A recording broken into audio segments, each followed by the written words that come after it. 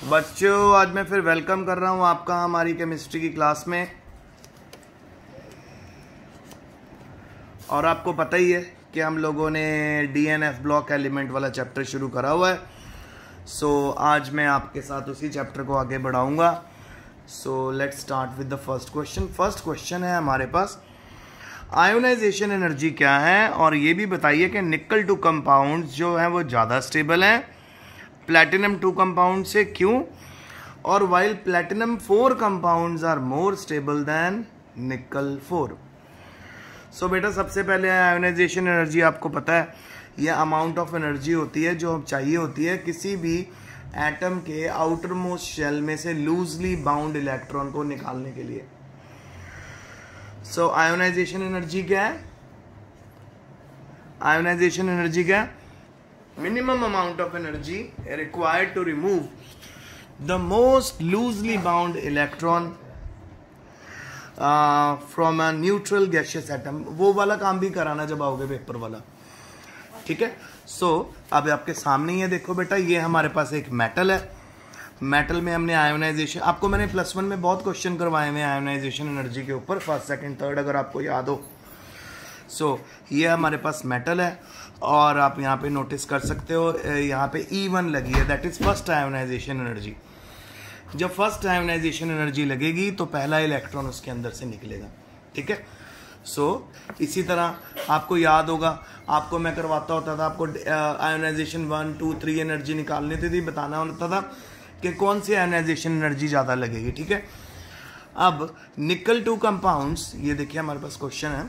पहले बात तो आयोनाइजेशन एनर्जी फिर से बता रहा हूँ, minimum amount of energy required to remove the most loosely bound electron from an isolated gaseous state of atom. एक एटम के सबसे बाहर वाली शेल में से इलेक्ट्रॉन को निकालने के लिए जो एनर्जी यूज होती है उसको आयोनाइजेशन एनर्जी बोलते हैं।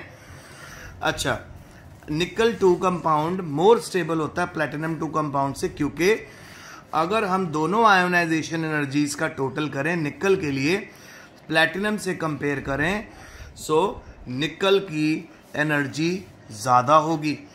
निकल की एनर्जी ज़्यादा होने से क्या होगा, उसमें से इलेक्ट्रॉन निकालना हमारे लिए बहुत ज़्यादा टफ होगा।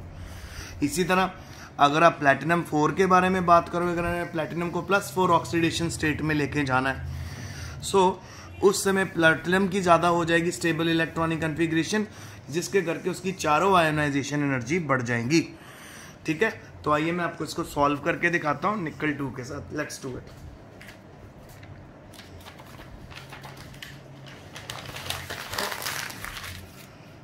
बेटा, सिंपल सी बात है, निकल जो है हमारे पास, निकल कॉपर जिंक, यानी निकल का हमारा एटॉमिक नंबर कितना होगा? 28 इसका एटॉमिक नंबर। अब इसकी इलेक्ट्रॉनिक कन्फिग्रेशन निकालो जी। निकल की इलेक्ट्रॉनिक कन्फिग्रेशन होगी जी आर्गन, ये है 18 3d8 4s2, ठीक है। अब निकल को अगर मैंने +2 ऑक्सीडेशन स्टेट में कन्वर्ट करना है, 2 इलेक्ट्रॉन निकलेंगे, और ऑब्वियसली वो 2 इलेक्ट्रॉन जो निकलेंगे वो हमारे पास यहाँ पे s ऑर्बिटल में से निकल जाएंगे। आइए निकाल दें, फिर बन जाएगा 3d8 4s0। ऑर्बिटल सेट करेंगे, 1 2 3 4 5 6 7 8। अब यहाँ पे हमारे पास 2 अनपेड इलेक्ट्रॉन है। अगर हम इसको +4 में लेके जा रहे हैं, +4 में ले जाने के लिए हमें कितने इलेक्ट्रॉन निकालने पड़ेंगे? 2 और। ये बन जाएगा 3d6। 3d6 बना, 3d6 को प्लेस करेंगे, 1 2 3 4 5 एंड 6। अब आप बड़े ध्यान से देखो कि +4 ऑक्सीडेशन में हम पहुंच गए हैं निकल की। अब अगर निकल की +4 ऑक्सीडेशन स्टेट जहां पे 3d6 पे हम पहुंच गए हैं, अगर एक इलेक्ट्रॉन निकले, साथ ही हाफ फील्ड इलेक्ट्रॉनिक कन्फिग्रेशन आ रही है, इस करके इसमें से एकदम इलेक्ट्रॉन रिमूव होगा, थोड़ी सी एनर्जी आप अप्लाई करोगे और इलेक्ट्रॉन एकदम निकल जाएगा। इसी करके निकल जो 2 ऑक्सीडेशन स्टेट में होता है बेटा, उसको हमेशा रोमन नंबर में लिखते हैं, जैसे +2 ऐसे लिखते हैं ना ऑक्सीडेशन स्टेट। सो मेटल के केस में रोमन नंबर में लिखते हैं। सो निकल की जो +2 ऑक्सीडेशन स्टेट है, दैट इज 3D8 कंडीशन जो है हमारे पास, वो बहुत बहुत स्टेबल होगी एज कम्पेयर टू प्लेटिनम 2। इसका कहने का मतलब क्या है कि निकल +2 में से इलेक्ट्रॉन निकालना आपके लिए बहुत ज़्यादा मुश्किल होगा और प्लेटिनम +2 में से इलेक्ट्रॉन निकालना आसान होगा। ठीक है, अब इसी तरह अगर आप प्लेटिनम 4 और निकल 2 को कंपेयर करोगे तो निकल 4 के बाद तो मैंने आपको बता दिया कैसी इलेक्ट्रॉनिक कन्फिग्रेशन आ रही है आपके पास, 3D6। सो इलेक्ट्रॉन तो एकदम निकलने की कोशिश करेगा तो वो बहुत लो होगी। तो इस करके प्लेटिनम +4 ऑक्सीडेशन स्टेट बहुत बहुत ज़्यादा होती है निकल +4 से। ओके, चलो अब अगला क्वेश्चन देखते हैं। अगला क्वेश्चन है, कहता है ट्रांजिशन एलिमेंट में आप उसका मेटालिक कैरेक्टर डिस्कस करो।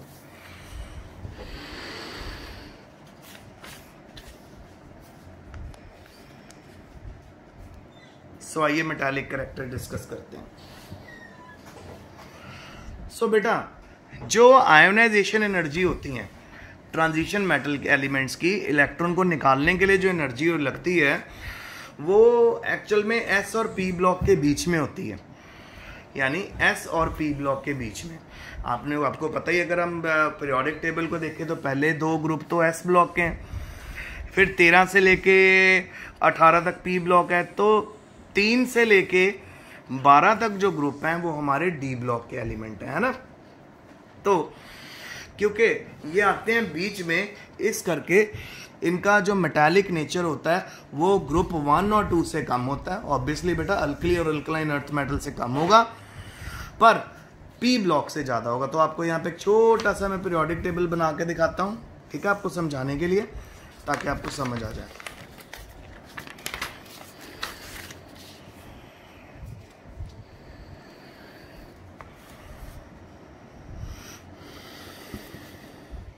ये देखो, ये हमारा आ गया एस ब्लॉक, ये हमारा आ गया डी ब्लॉक और ये हमारा आ गया पी ब्लॉक।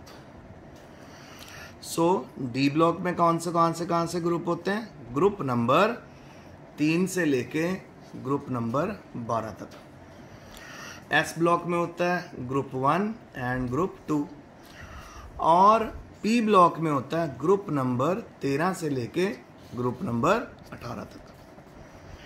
सो यहाँ पे भरा जाता है बेटा NS ऑर्बिटल 1 to 2 होती है यहाँ पे एस ब्लॉक की इलेक्ट्रॉनिक कन्फिग्रेशन।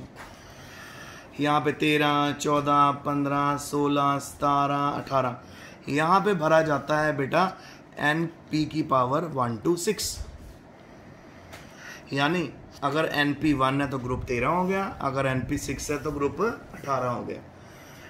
अब जो हमारा डी ब्लॉक है बेटा वो आता है इसके बीच में, और ये भरा जाता है D1 से लेके D10 तक। सो क्योंकि ये बीच में आ रहा है, इस तरफ सारा मेटल बैठा है, प्योर मेटल होते हैं ना बेटा, अल्कली और अल्कलाइन अर्थ मेटल। ये देखिए अल्कली और अल्कलाइन अर्थ मेटल्स, ये दोनों हैं। तो अल्कली और अल्कलाइन अर्थ मेटल की जो इलेक्ट्रॉन लूज करने की पावर बहुत ज़्यादा होती है, वो हाईली इलेक्ट्रोपॉजिटिव होते हैं, यानी मेटालिक होते हैं।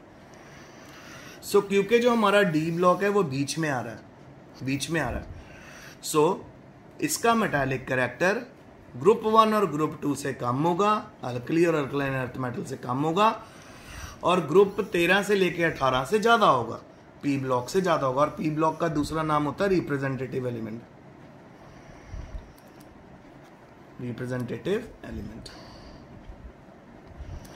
और यहां पे आता है हमारा ट्रांजिशन एलिमेंट।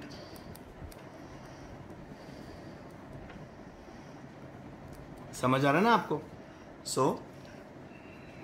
जो अगर आपको आ जाए पेपर में मेटालिक कैरेक्टर डिस्कस करने को, तो आप बोलोगे कि जी डी ब्लॉक के एलिमेंट्स का metallic character S block element से कम होता है, और पी ब्लॉक के एलिमेंट से ज़्यादा होता है, क्योंकि एस ब्लॉक में मोस्टली मेटल्स होती हैं और पी ब्लॉक में मोस्टली नॉन मेटल्स होती हैं, और ये बीच में आ रहा, तो इसी करके बेटा डी ब्लॉक में आपको मेटलॉइड्स, अलॉयज बहुत देखने को मिलेंगे।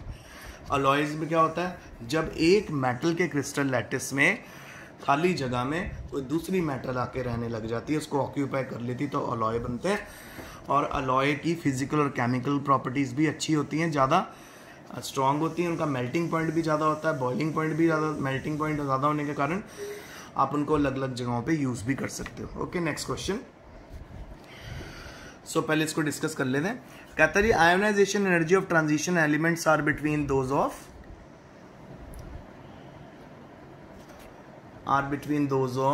S and P block elements. Thus, the transition elements are less metallic than group 1 and 2 element and more metallic than P block element. All the transition element have 1 or 2 valence electron, यानी वो तो transition elements की तो पहचान ही है बेटा। Unpaired electron तो उनके पास होगा ही होगा। अगर उनके पास अनपेड इलेक्ट्रॉन है, दैट मीन्स वो पैरामैग्नेटिक है। वो अगर उनके पास अनपेड इलेक्ट्रॉन है तो कलर्ड है, और पहचान है किसी भी डी ब्लॉक एलिमेंट में अनपेड इलेक्ट्रॉन होना पहचान है, करेक्टरिस्टिक्स है डी ब्लॉक एलिमेंट्स का, कि उनके पास हमेशा पार्शली फिल्ड डी ऑर्बिटल होता है। इसी करके वो कैटलिस्ट की तरह भी बिहेव करते हैं, और साथ ही उनमें वेरिएबल ऑक्सीडेशन स्टेट्स देखने को भी मिल जाती हैं, अलॉय भी बनाते हैं। चले आगे। Hence, all the transition metals are metallic in nature. They have metallic luster, चमक होती है। They are good conductor of heat and electricity. Electricity भी कंडक्ट करते हैं और हीट भी। अब हम पहुंच गए लास्ट पे, आज के क्वेश्चन पे, कि जी मैग्नेटिक बिहेवियर डिस्कस करो ट्रांजिशन एलिमेंट का।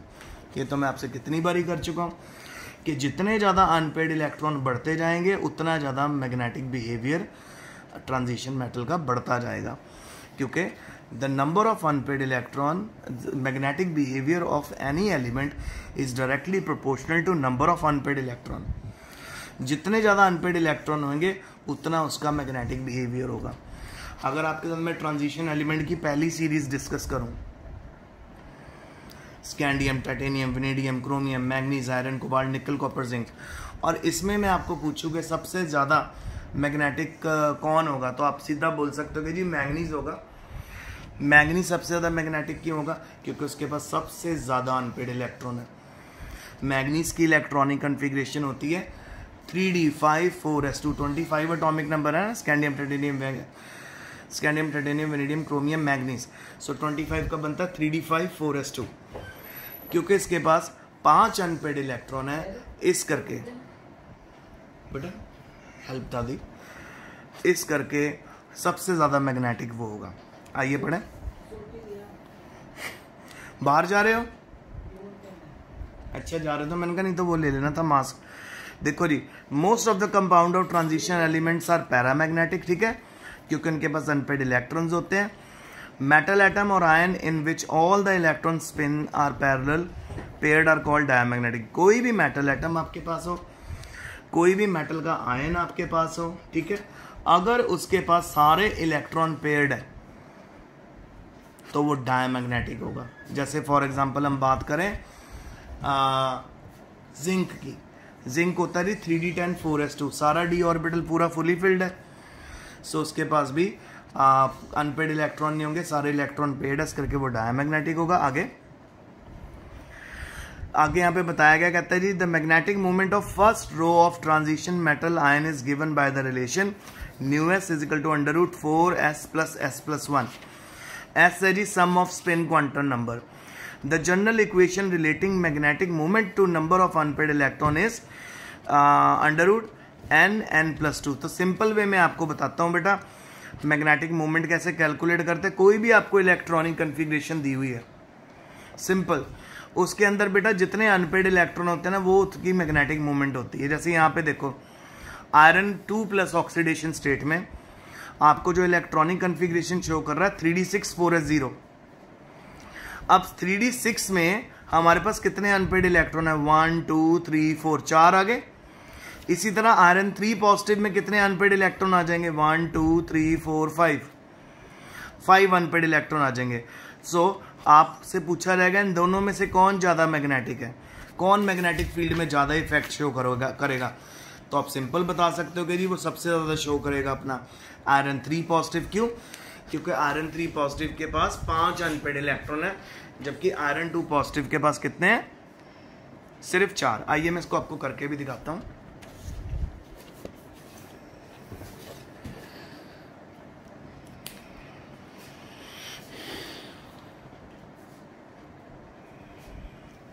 देखो बेटा, सबसे पहले आयरन का एटॉमिक नंबर लिखते हैं, कितना होता है? तो देखिए, scandium, titanium, vanadium, chromium, manganese, iron 26 होता है। सो 26 की इलेक्ट्रॉनिक कॉन्फ़िगरेशन आर्गन के साथ लिखते हैं 18, और अदरवाइज ना 3d6 4s2 आपने लिखा ना, सो आप इसको भी स्किप कर सकते हो, आर्गन को भी 3d6 4s2 सीधा लिख दो। अच्छा, इसको +2 ऑक्सीडेशन स्टेट में लेके जाओगे तो यानी हमारे पास, यानी इसके अंदर कितने इलेक्ट्रॉन माइनस करेंगे? 2 इलेक्ट्रॉन माइनस करेंगे। तो क्योंकि वो एस में से निकलेंगे तो इलेक्ट्रॉनिक कन्फिग्रेशन मिलेंगे 3d6 4s0। अब फिर आप इसके अंदर से, अब इसको आप किस में लेके जाओ? +3 ऑक्सीडेशन स्टेट में। एक इलेक्ट्रॉन और निकाल दो। जब एक इलेक्ट्रॉन निकलेगा तो 3d5 हो जाएगा, 4s0 तो है ही है। अब 3d5 के ऑर्बिटल में देखो कितने अनपेड इलेक्ट्रॉन आ रहे हैं, 1 2 3 4 5। 3d6 में देखो कितने अनपेड इलेक्ट्रॉन आ रहे हैं, 1 2 3 4 5 एंड 6। सो आयरन 2 पॉजिटिव में है हमारे पास 4 अनपेड इलेक्ट्रॉन, और आयरन 3 पॉजिटिव में है हमारे पास 5 अनपेड इलेक्ट्रॉन। सो एक ऊपर वाले में आयरन 2 पॉजिटिव में 4 है, आयरन 3 पॉजिटिव में 5 है, तो सबसे ज्यादा किसमें अनपेड इलेक्ट्रॉन है? आयरन 3+ में। इस करके ये मैग्नेटिक ज्यादा होगा। सो पेपर में अगर आपको क्वेश्चन आ जाता है कौन ज्यादा मैग्नेटिक है, तो बहुत ईजी है, आपको सिंपल उसकी इलेक्ट्रॉनिक कन्फिग्रेशन लिखनी है और काउंट करना, जिसमें जितने ज्यादा अनपेड इलेक्ट्रॉन होंगे वो उतना ज्यादा मैग्नेटिक होगा। तो ये आज का लेक्चर था। आई होप आपको समझ आया होगा। If you have any difficulty you can call me, and soon I will be having your Google Meet class, और उसको आज से मैं आपको 3 to 4 आवर पहले इन्फॉर्म करूंगा, ताकि आप सभी बच्चे उसमें मेरे साथ पार्टिसिपेट कर पाओ। सो आज का लेक्चर यहीं तक ही है। सो आई होप आपको बातें समझ आएंगी। Otherwise I am always available for you. तो जब भी आपकी क्वेरी हो तो आप मुझसे गूगल मीट क्लास में पूछ सकते हो। तो आज के लिए इतना ही। Stay home, stay safe, best of luck and study hard.